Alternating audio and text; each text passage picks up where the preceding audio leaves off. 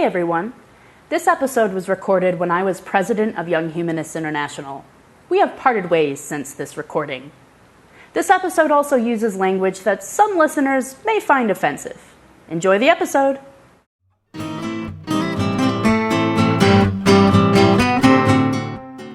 Hi, I'm Anya Overman, and I'm your host here on The Nomadic Humanist.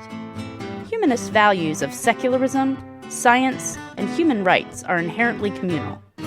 The Nomadic Humanist explores how individuals without a single fixed home or community live out humanist values.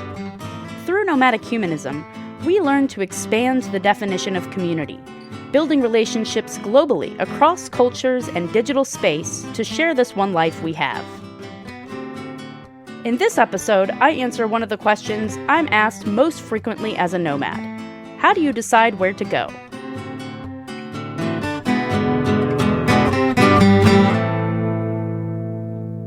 How do you decide where to go? It's a good question. I've been living a nomadic lifestyle since August 2020, and there have been a lot of ethical considerations that have gone into the travel decisions my partner Phil and I have been making since then. We've traveled through 10 different countries in that time, not including the US. Croatia for a few months, Malta for a few months, Mexico for about 6 months, a few weeks in the US, Guatemala for 6 weeks, Albania for 3 weeks, Greece for a couple of days, Portugal for 2 months, Madrid for a week, the US again for a couple of weeks, Colombia for 3 months, and at the time of recording this, I'm back in the US, hanging out with Atheists United in LA. Even before I went full-on nomadic, I did quite a bit of traveling, so my country count is now up to 22.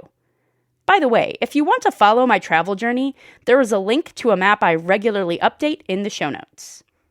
In the past year and a half of traveling during a pandemic, we've learned to be very discerning about where to go. It makes it difficult to travel, but it's still navigable.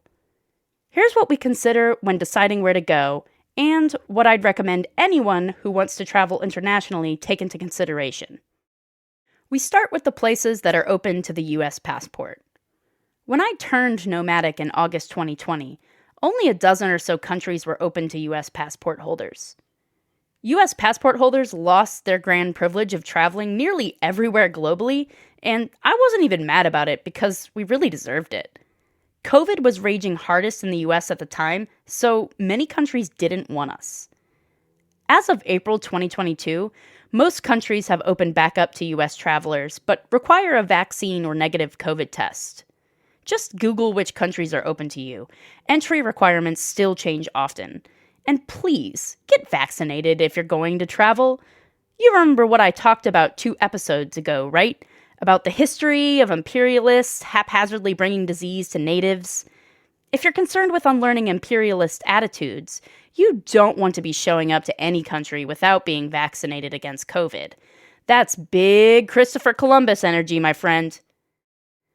Honestly, I have to continuously remind myself that we are spoiled by not being required to get a visa to get into many places.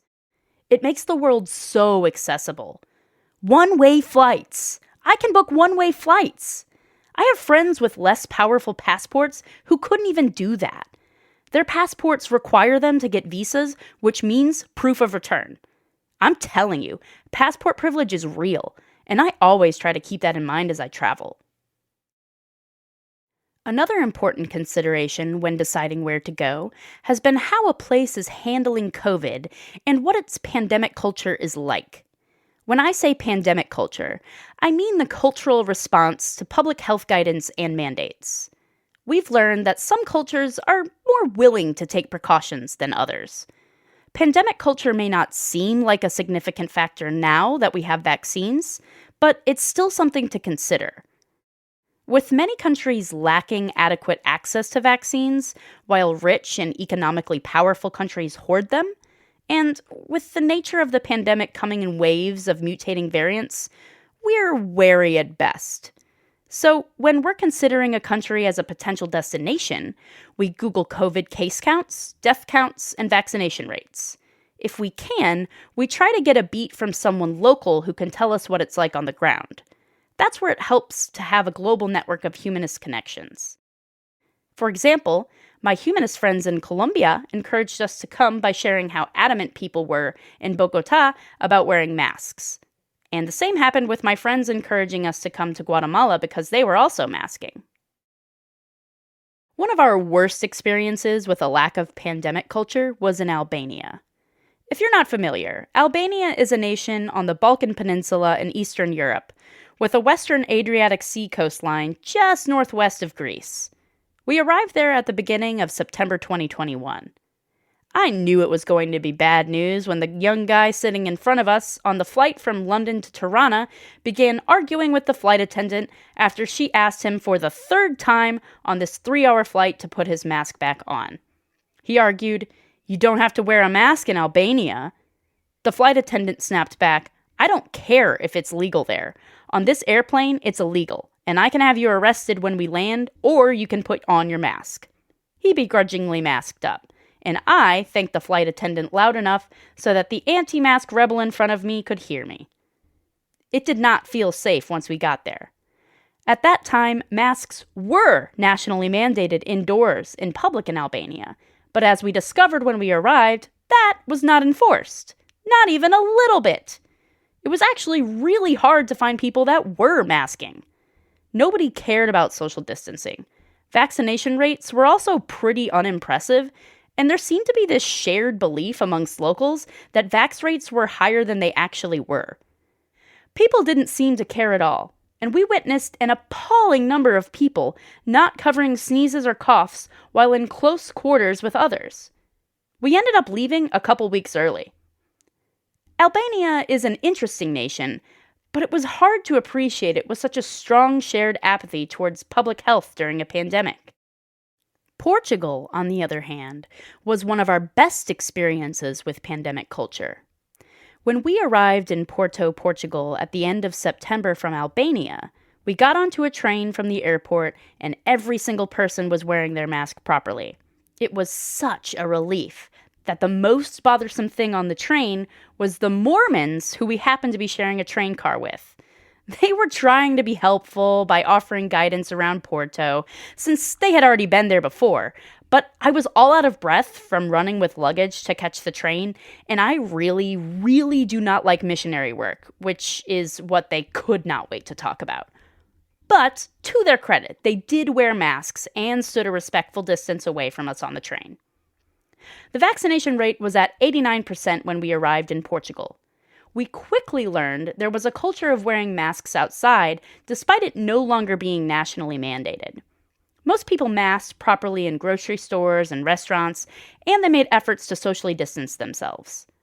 We felt much safer there, especially after spending 3 weeks in Albania. There felt like more of a culture of community care in Portugal. They were a little looser with masking in the south of Portugal, but there was also a lot more happening outdoors than up north in Porto, where the temperatures were cooler in October. The point is, for us, pandemic culture has been an incredibly important factor while traveling. There was a level of consideration in a proactive pandemic culture that makes the community feel safe and appealing. In the next episode, I'm going to dig into the ethics behind traveling during a pandemic.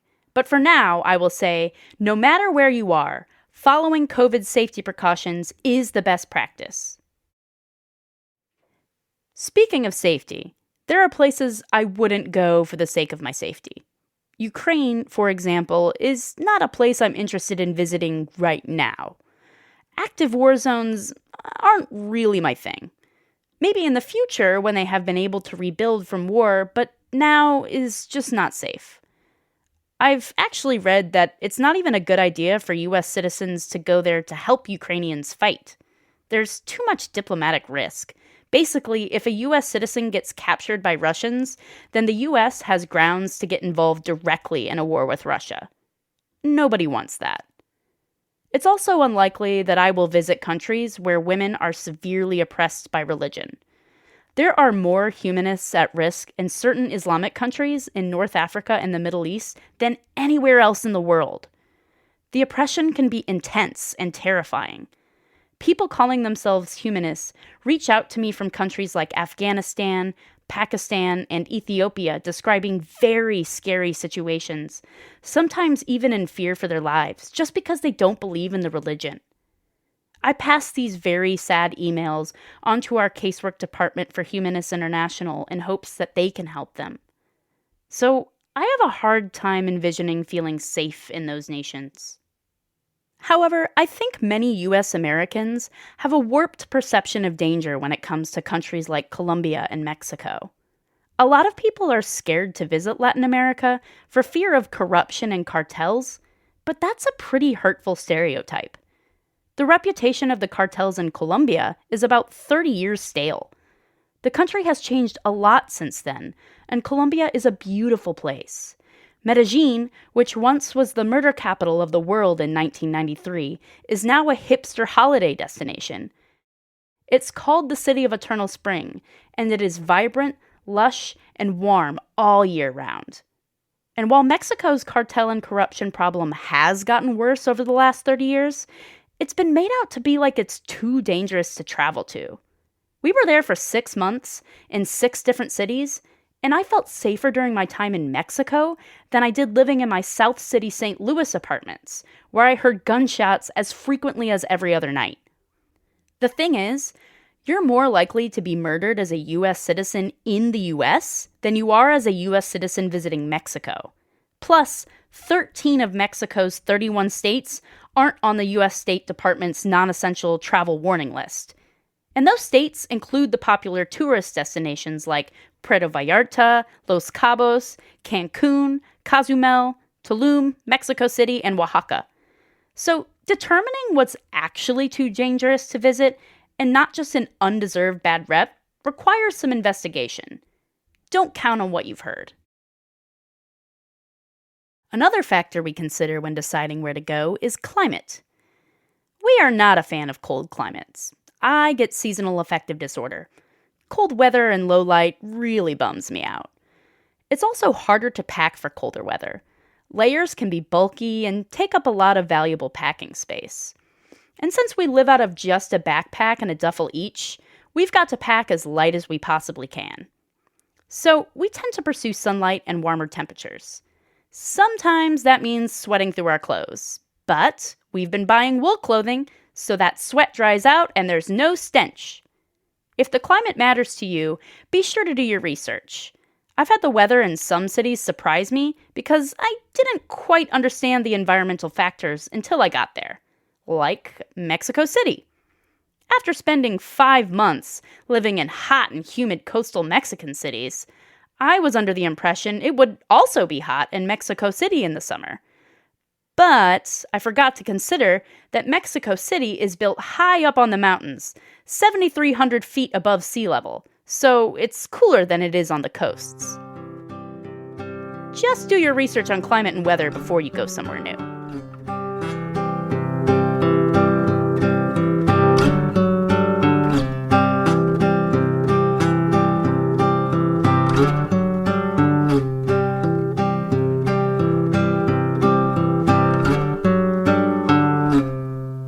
Whether or not we have connections in a place is something we consider, but it's not a determining factor in deciding where we go. We are both comfortable going somewhere where we know nobody. We are capable of making new connections as we date non-monogamously, and I have access to an extensive global humanist network. However, knowing people in a new place that we've never been to before certainly helps. We probably would not have gone to Guatemala or Colombia if I didn't already have humanist friends there to guide us. Also, I'm far more motivated to consider a place when I know humanists there. I think traveling for the sake of building connections is one of the most important reasons to travel. To foster cross-cultural relationships that would not happen without the freedom of human movement is a beautiful thing. So rather than always striking out somewhere new, I recommend prioritizing your network from time to time while traveling. I also recommend surveying your network and asking around before going somewhere. Sometimes, someone in your network knows someone you can speak to for insight. Let's also talk about money. Budgeting is essential to the digital nomad lifestyle, so the cost of living in different countries must be considered. Bermuda is the country with the highest cost of living in the world as of 2022, followed by Switzerland, Norway, Iceland, Japan, Denmark, Luxembourg, Bahamas, Israel, and Singapore. For context, the US ranks 21st highest cost of living in the world. The country with the lowest cost of living in the world is Pakistan, followed by India, Kyrgyzstan, Afghanistan, Syria, Uzbekistan, Tunisia, Nepal, Algeria, and Colombia. Colombia is the country with the lowest cost of living that I've been to. $1 US is the equivalent to about 3,900 Colombian pesos.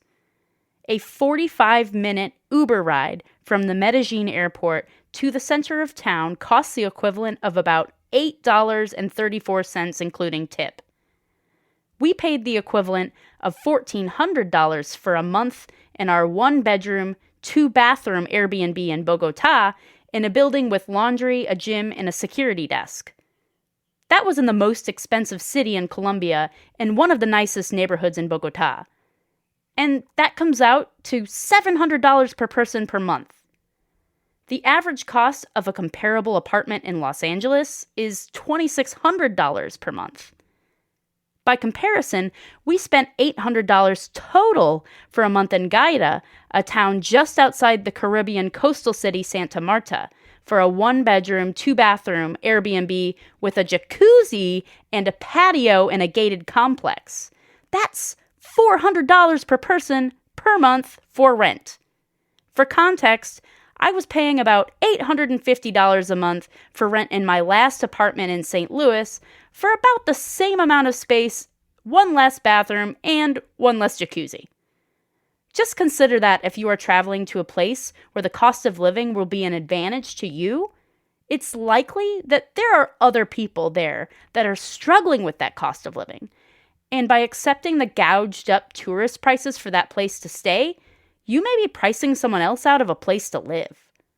I don't say this to discourage you from traveling, but to be more aware of the imperialism that may cloud how you view the cheap cost of living situations.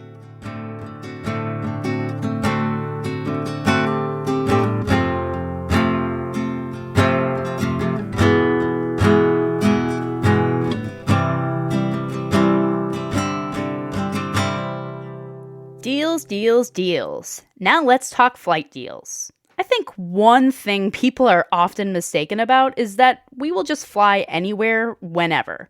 But traveling that way is pretty expensive. We are way more calculated than that. We follow flight deals on things like Scott's Cheap Flights to get alerts about good deals. Also, flying with no checked bags allows us some flexibility in booking cheaper flights. In February 2022, while sitting in our apartment in Medellin, we saw a flight deal from Scott's Cheap Flights from LA to Edinburgh, round trip, for about $630 for the summertime. Now, if you're not familiar with the cost of transatlantic flights, let me just tell you, that's a damn good deal. Considering I needed to get to Glasgow for the 2022 General Assembly for Humanists International, this was the perfect opportunity to jump on this deal. And sometimes we have airline miles saved up from using our credit cards that we can apply to flights or hotels. Back in February 2021, when our Friday flight from La Paz, Mexico to Puerto Vallarta was canceled and we couldn't get another flight for 1 or 2 days, I used credit card points I'd racked up to book this really nice resort hotel for the weekend. Looking for the cheap deals is what has kept my annual travel expense lower than the expense of owning a car. I want to wrap up this episode with some general things I've learned when considering where to travel. First, nowhere is the right place to be. Every place has its pros and cons. Learn how to be okay with making last-minute pivots. It reduces a lot of the stress in navigating nomadery. Second, some countries require proof of onward travel. Do your homework.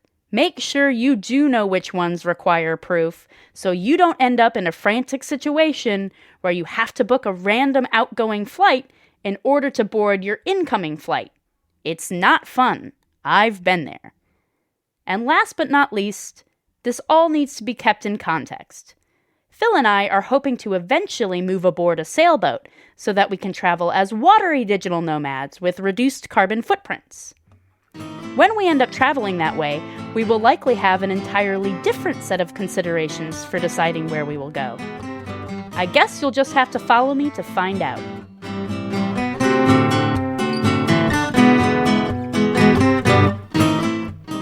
Thank you for listening to The Nomadic Humanist, written and hosted by Anya Overman. If you enjoyed the show, make sure to like and subscribe to the podcast. You can follow Anya's journey around the world by visiting nomadichumanist.com. The Nomadic Humanist is a production of Atheists United Studios and was produced by Joey Krieger and Evan Clark in sunny Los Angeles, California. Special thanks to Katie Bolton, Phil Gundry, and Heretic House for donating their time and space to the production of this season. On behalf of The Nomadic Humanist, I'm Carly Toro. Happy travels. No matter where you are, following COVID safety precautions is the best practice. That last word was kind of funny. Fuck! I said practice! Should I just do that last line again? All right. Otherwise, perfect. God damn it. Why?